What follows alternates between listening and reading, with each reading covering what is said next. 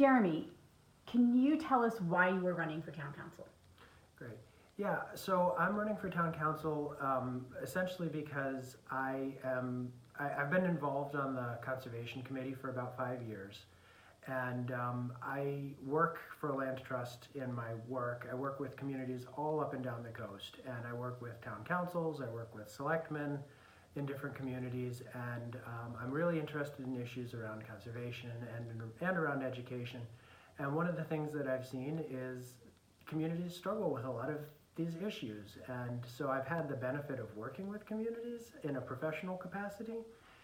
I'd like to bring some of that experience to helping to make those decisions in my own town. Fabulous, thank you. In order of importance, what do you think makes a town today thrive? That's a great question. So in our area and in our town, education is clearly right up there at the top of the list, not just for the value of the education, which having 2 kids in the schools is very personally important to me, but just in terms of the overall quality of the town. I think strong, healthy public schools are an important contributor to quality of life in communities.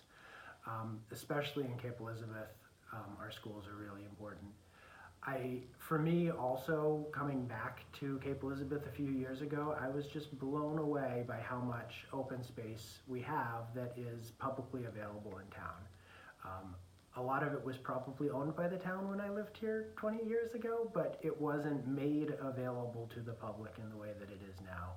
And right on the edge of the Portland area, having the ability to go out and take advantage of our open spaces for outdoor activities with the kids or exercise for my personal quality of life is really important, and I think it's a strong contributor to what makes Cape Elizabeth so special.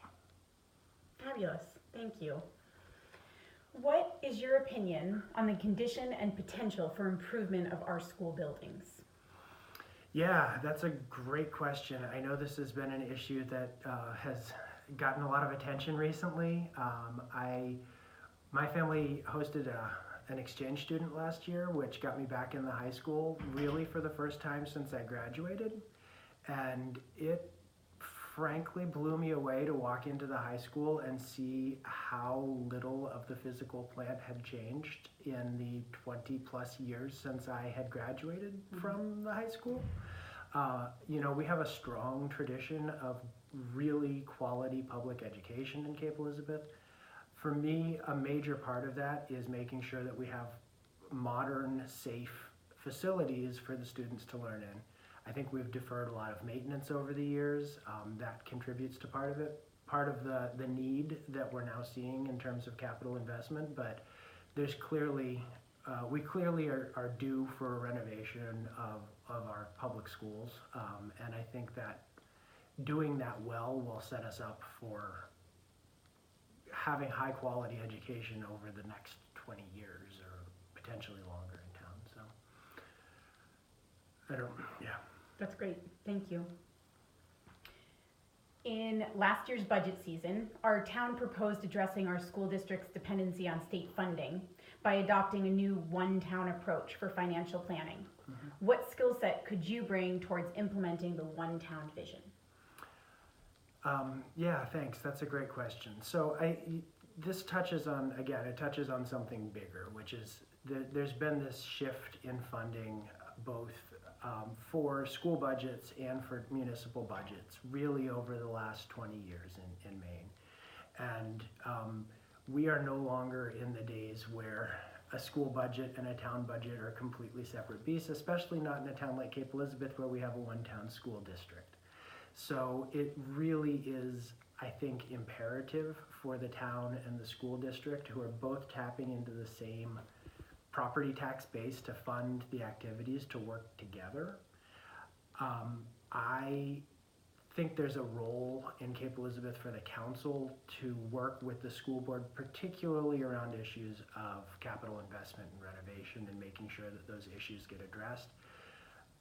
At the same time, we have an elected school board, and the elected school board is the body that makes decisions around policy and public education, and part of policy part of implementing policy is budgeting. So I think the town council really needs to look to the school board for really for setting that tone in the budget, and then working with them to figure out how we can accommodate that with the other things that we need to do as a town. But in terms of my own skill sets,